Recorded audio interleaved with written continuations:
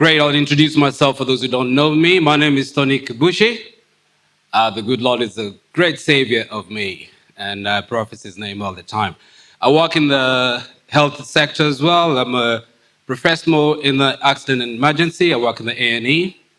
First, I'd like to thank the chair lady for giving me this opportunity to do the presentation. And when she asked me to do the presentation, I was caught back because I wasn't ready, because I was trying to understand what kind of presentation can I give that draws across all the age groups that we have here.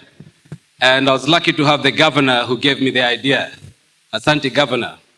So basically today I will talk about two things. First, I'm going to talk about DVT, which we call deep vein thrombosis.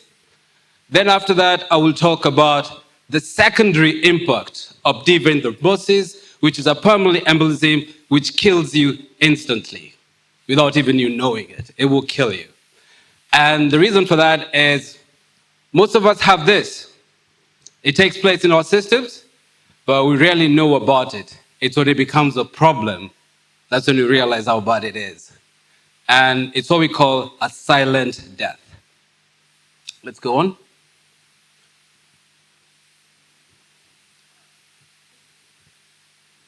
Next slide. So, can you hear me? Can you see me from here? I'll be around it. So basically, deep vein thrombosis happens in our deep veins. I've got 4 diagrams here. What I wanted to do is to keep an eye on these 4 diagrams as I go through my presentation, because I'll not come back again to this. Can you hear me from there, Bwana Charles? You're struggling. Jamie, suko sawa? Nimeinamisha kichwa nikashangaa. Unanisikia, eh? So, I've started with this so you can have a picture of what I'll be talking about as I go forward. Deep vein thrombosis happens to around 60,000 people develop it in the UK, and it happens in what we call the deep veins. As you can see this diagram, can you see from that corner there?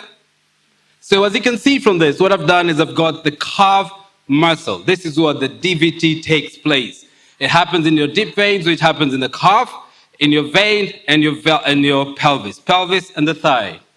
So this thrombus occurs, we call it blood clot thrombus. It develops in the deep veins. And the reason why it does that is because we have what we call sluggish blood flow. If I come back to my diagrams here, as you can see the cuff, we have a superficial vein.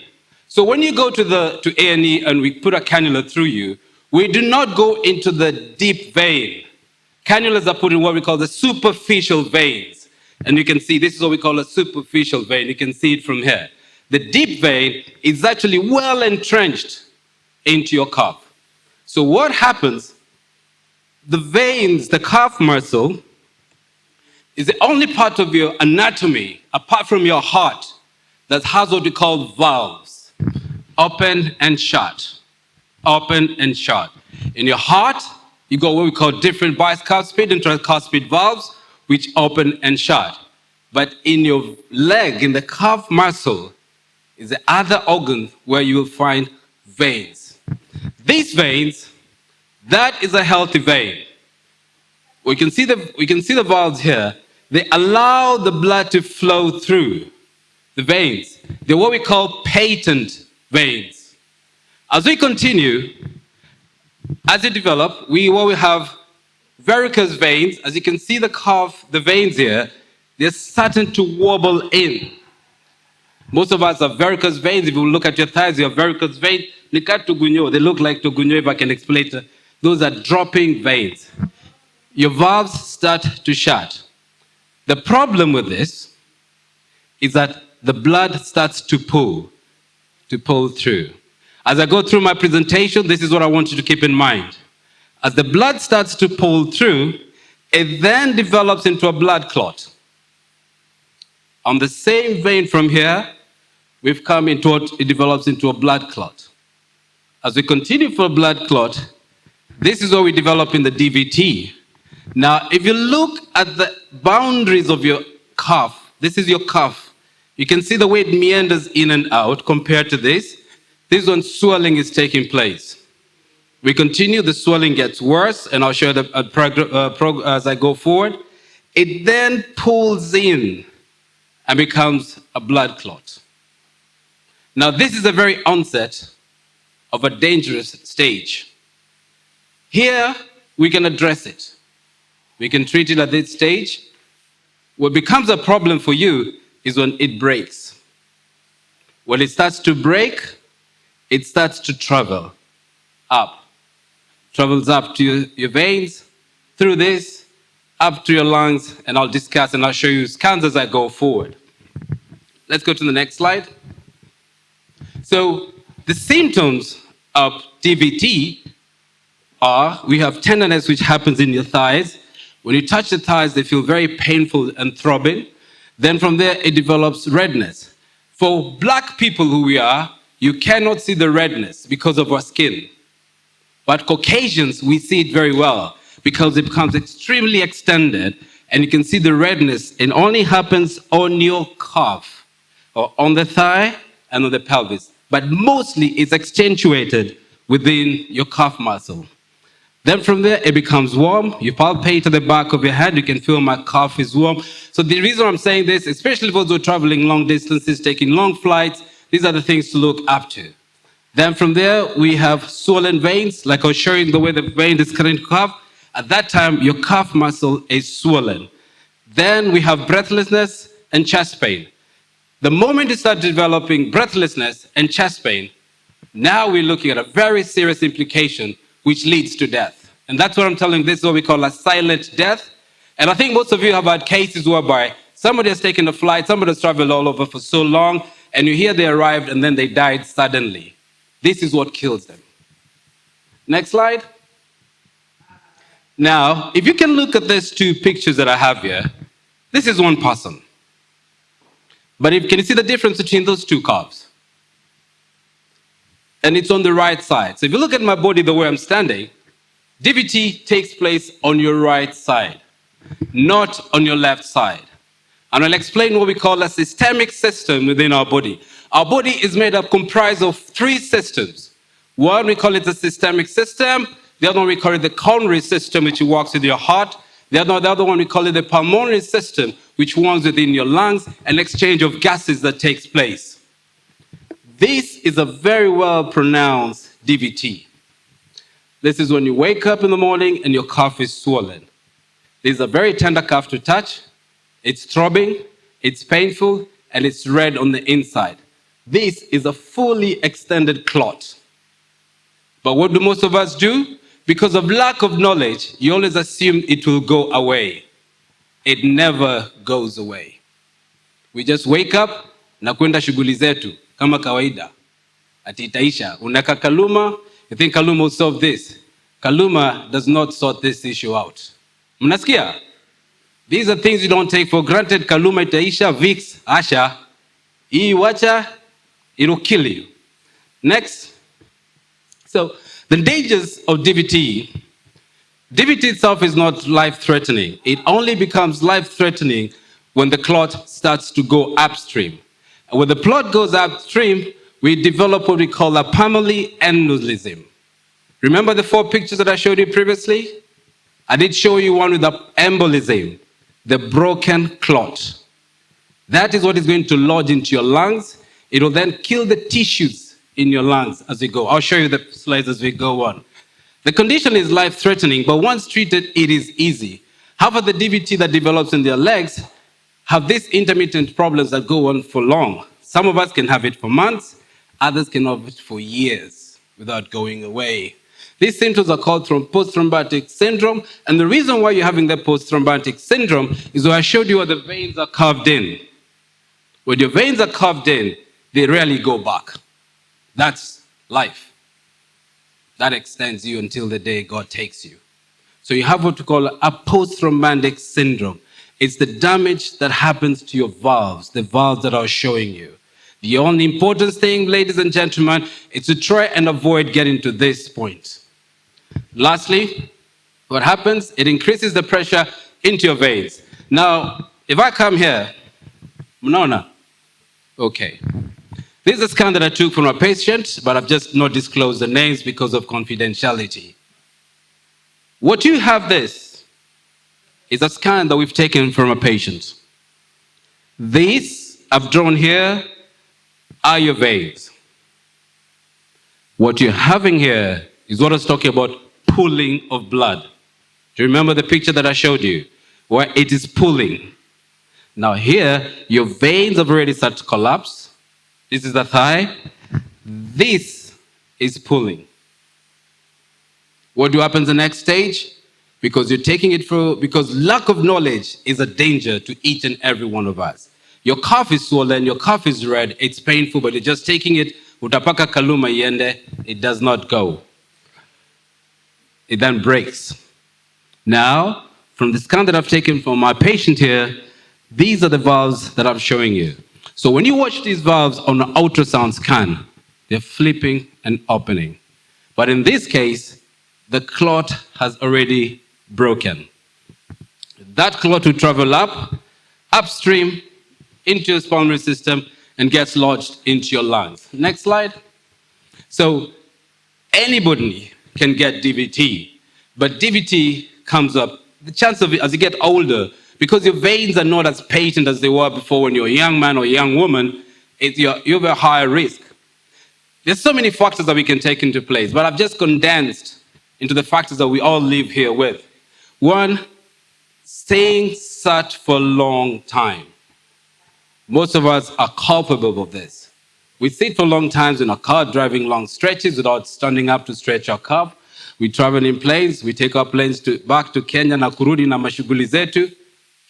And post-surgery. If you have a surgical intervention, it's very easy to get DVT. The other one, blood vessels are damaged, your crumbled veins, the varicose veins that you see in your legs. Any one of us, when you look at your thighs and you see the skin, they look like to nyongoro hivyo. Those are called varicose veins. That's the thing that you start thinking about. Don't just see your body and let it go. You need to ask yourself, why am I having this? Those are questions you need to ask yourself each and every time. They don't just go away, they stay with you. And it can be a long-term problem. Contraceptives. When you come to A&E, we'll ask you two questions. If you're childbearing age, we'll ask you, are you on contraceptives? If you're not childbearing age and you're HRT, we'll ask you, are you on HRT? We'll even ask you if you're pregnant. The reason for that is male and females have two different sets of hormones. On the male, we have the testosterone. The women, we have the estrogen. So as the pills are made in the HRT, we have an increase of estrogen, which is a female hormone. What the estrogen does, it has a tendency, and this is 1 in 1,000 cases, to encourage clotting. And that's why we ask you these factors. Are you on either HRT? Are you on the contraceptive pill? Within the blood component, as most of you know, basically people know about the four. We know about the red blood cells, the white blood cells, we know about the plasma, and we know about the platelets. The component that people don't even talk about is what we call fibrogen. Fibrogen is a protein material that sits inside your blood component. A very good example, when you get injured, imekatika, the brain sends white cells to compact where you've been injured. So what they run in there, they create a fibrogenic material which contains proteins, which creates the clot. That's where the clot comes back. The clot is a protein on there. So the estrogen and the HRT has that extended component to create the fibrogenic material, and that's why in most cases we'll ask you, are you in either of this? Cancer patients, because of the treatment, have a higher risk of getting DVT compared to people not on cancer treatment, just because of that clotting essence. Then the other one, which we talk about, overweight is not just for blood pressure or diabetes, is what we call vein stasis. Your pulmonary vein needs to be open like a hosepipe. So as we get weight, we had about cholesterol. I think it's on Monday we talked about cholesterol. It builds a plaque, Yamaguta, around your pulmonary artery, your pulmonary vein. So what happens is, as the blood is trying to push through into this hosepipe, it finds the clog of the fat. That leads to clotting. So we always have to think about these little factors as we go on. Next slide. So, complications and diagnosis. Complications of DVT is only one thing. Nothing else. What is that? Pulmonary embolism. I'll talk about it. This is a life-threatening if not treated quickly. The next diagnosis for DVT is two aspects. One, we take a blood test, what we call a D-dimer, and we'll see the ranges. If I can use a simple example, the ranges for D-dimer is between 250 and 700. Once you start clocking 700, then we know you're going at the risk of DVT. Then the other one, we do an ultrasound, the scan that I've shown you previously. And from the ultrasound, we're able to see how patent your veins are, and we can able to establish the clots that I've seen. Now, how do we treat this? First is we give you what we call anticoagulant medications, like the warfarin and the apixaban. Basically, we call it blood thinners, but not that they actually thin the blood. It's the component in this blood, in this medication, slows the protein makeup that goes to create the clots. That's the reason why we call them blood thinners, but they're not thinning your blood. Damu yako ikui kama maji, apana. It's just the word, the language that we use, but it's just the protein. That's what we're trying to prevent. The next one is compression socks. Nani amona hizi socks? Any of you have seen these socks? People take these socks for granted. This sock saves your life. Kwanza yenye mradi Kenya long distances. Ishi? Mami, no igwa? Okay, go ahead.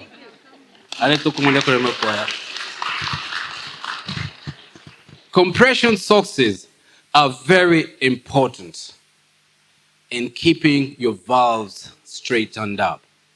Na mami, unajua kutoleshwa kuvaa? Chia lady, gotigere. Mami, nyokore nake? Okay, tosha basi. So compression socks is extremely very important in having them. The next one is raising your legs. We always encourage people, raise your legs as much as you can. It's not just because it's fashion or it makes you comfortable. We're encouraging the flow of blood back into the system. On top of that, we're trying to avoid pulling. That is what will create the clot. The other thing is, make sure when you raise your feet, hata ukienda kwa nyumba, weka your feet above your waist. The reason for that is we want the blood to pull back and not to sit. Always raise your legs. It's a simple thing. Hata mtu akifaint hapa saa hii, we don't have to kukimbia kwake. Mara mingi inua tu miguu, the blood flows back to the brain and it will recover. Next one, young lady. So how do you prevent DVT? Mom, mnaenda kwa safari. Drink plenty of water. Oh, mnaona. The reason why we encourage drinking of plenty of water is this is what we want to really avoid. Sluggish blood. This is what namwisi nyinyi wote, avoid having sluggish blood in your system. Nyinyi wote. Hydrate as much as you can, because sluggish blood creates the pooling creates the clot creates the pulmonary embolism, na maneno nyingine. Msiseme sikumwambia. The next one is exercising your ankles. Mam kwa ndege, stretch miguu, simama, tembea, come back. Unamakuria where you're going to come. Just keep walking hapo. Mesikia mam? Just keep walking, stretch, exercise your calf muscles as much as you can. Take regular short breaks. Nidakwehe. Socks. Madam Chair, nawe takusaidia hapo. Okay? And this is the worst habit. When you're traveling long distances, do not cross your legs. You discourage the patency of your blood flow. If you're traveling long distances, avoid cross miguu, always car straight, do not encourage patency. Next one, pulmonary embolism. Now this is the killer that I would like to talk about. So I've talked about the primary stages. There's the secondary, which is now the killer. Pulmonary embolism is a medical emergency. It's when the blood clot lodges in your vessels, which is in your lungs. It moves up the veins that I explained that before. And then the worst part, the reason why it kills you, is because it discourages patency in your lungs. And not only does it cut the oxygen supply to your blood, it also does what we call exacerbating pulmonary pressure within your lungs. I will show you pulmonary pressure as I go on. About a third of people, 3 out of 10 who develop pulmonary embolism will die. It's as simple as that. So you count 1, 2, 3, 4, 10. 3 of them will definitely die.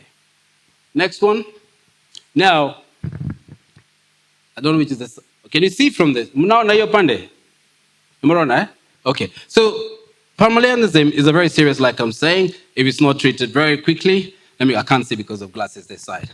So, what happens is, before I talk about this, let me explain these factors here first. This is our body. I talked about 3 systems. The first system I talked about is the systemic system in your body. This, if you look at this body, think of it as a boiler. Okay? Think of this as zile pipe ya maji flowing. Think of it as a pipe ya maji. So your body, the systemic hizi mishipa ya damu, don't look at what I just want to show you the veins. As you can see, on the right-hand side here, the blood flows on what we call the systemic system. It takes the blood from here to your lungs, from your brain into your lungs. The other one, which is the coronary system, which is the heart, works upper within the heart. Pump in, pump out the oxygenated blood into your heart. That's the coronary system.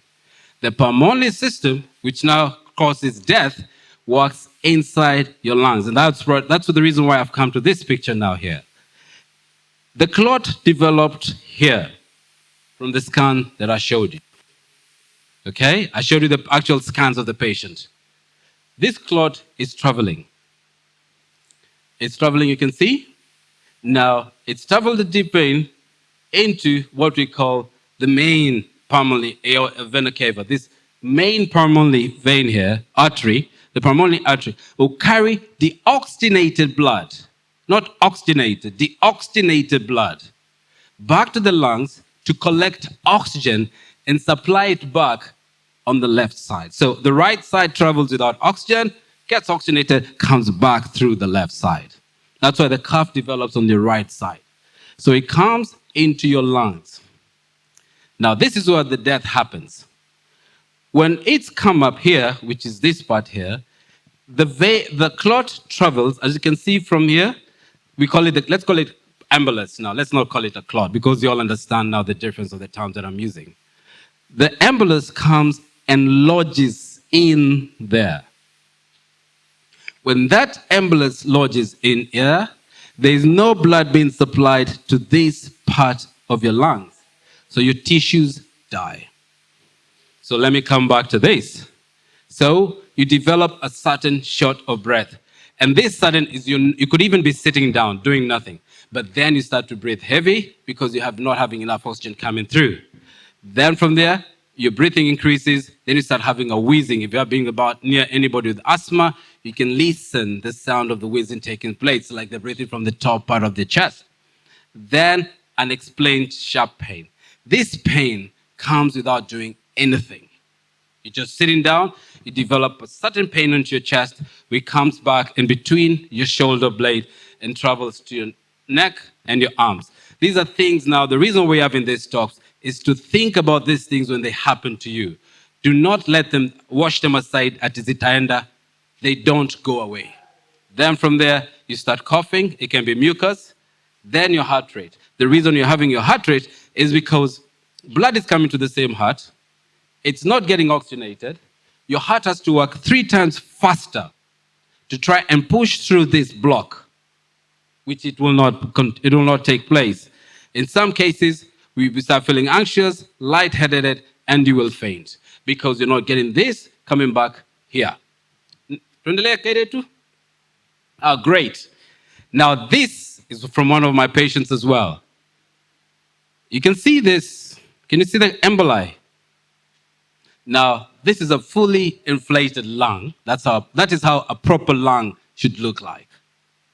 With the edges and the apexes, you can see that's a fully inflated lung. But the complication with this lung here is this that I've drawn here. This lung tissue is starting to die off. So you're gasping to breathe. You're looking for oxygen. You're working excessively hard. Your heart is pumping very fast, but you're not getting any oxygen coming into that lung. this part now starts to die off. This is what kills you suddenly. Like I said previously, I mean, I don't want to be political. Like we were thinking about Alex who passed away. Alex he traveled Macedonia. He was making a speech. He collapsed suddenly and he died. These are very sudden deaths. And I can assure you, at this place, nobody can save you. No matter how many chest compressions we do, we cannot save your life. Next slide. Treatment for pulmonary embolism is very different from the one that talked about DVT. DVT was the primary aspect. We could start with certain treatments. But here, we have to give you blood thinners to prevent death. And this, in most cases, we have to do this. At this time, when we're doing this treatment, is because you already have clots in your system. The clots have already developed. So what you're trying to do is to prevent them happening again. Because in the same lung, the same trajectory they took, you'll have the same clots building up more. So our job is to rush as quick as we can to give you this medication, an anticoagulant, which enables the clots to break, but you can't clear them. If we can't help you with this, then we have to go into what we call a surgical intervention. Next slide. Now, this is where we're coming out to surgical intervention. These are slides from the patients as well. Here is your emboli. You can see it? When you're in this stage, this is the stage that we're trying to save your life. So what we do, we have identified there isn't any treatment that can save you at this point. The only treatment that can save you is taking this clot out. So what we do, we pass what we call a catheter. It goes through your femoral artery and travels up. The catheter comes all the way. It will come and it will lodge into your lung easily. As you can see, the clot is here. Can you see the catheter coming up? So this is in your system. It's been pushed. It's a thin wire. You just push the wire up. The wire comes into your lungs. It comes into this point, and then it scoops up. Can you see it's not here anymore? It scoops up the clot. We start pulling the clot out. You can see the clot is coming out. Then at the end, can you see the clot? Now, the main thing is keeping an eye on this. You cannot see the clot anymore. The clot has been taken up. So when this clot is taken up, this lung starts to inflate again. Next one, to Maliza. So how long can you have PE without knowing? Like I said, it happens within a day. It can happen a week. And most of all, it can happen in minutes. That's what I'm saying. He's making a speech and they collapse immediately. Or they've traveled and they collapse, and you ask yourself, what happened? It happens within minutes or even seconds. It's such a quick death. That's unfortunately. So it's imperative that each one of us here takes account of when you have a swollen calf, don't take it for granted. Ask yourself, why have I ended up with a swollen calf? Then from there, how can I expect? Pulmonary is a serious condition which can lead to permanent death, like I said. Some can do it in a few hours. Diagnosis when it's sorted out. Does it go away? Not completely. These are things that can go on for the rest of your life. You manage on this anticoagulant for the rest of your life. And the reason why you put on these anticoagulants is that you do not want that emboli developing again. Because the second shot on emboli is more aggressive than the first shot of the embolus. From there, I think knowledge is important. You can take this for as long as you want. But we've seen cases, and we've seen this with patients. Once they've been on treatment, they decide, no, you get treated, mnapatiwa antibiotics. We give you antibiotics. Mnaenda nyumbani, after 3 days, you stop. That's what we all do, isn't it? That is a problem. A very, very big problem. So the same thing with this. If we give you this anticoagulant, never stop taking them.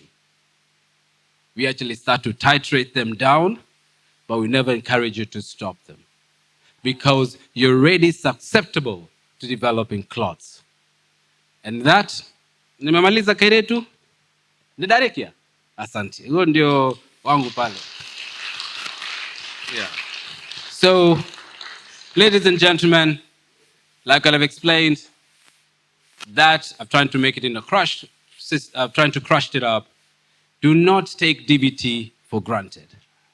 If you have family members who develop calf pain, don't take it easily. If you're on contraceptive pills, do not take it lightly. If you're on HRT, do not take it lightly. If you're on cancer treatment, do not take it lightly.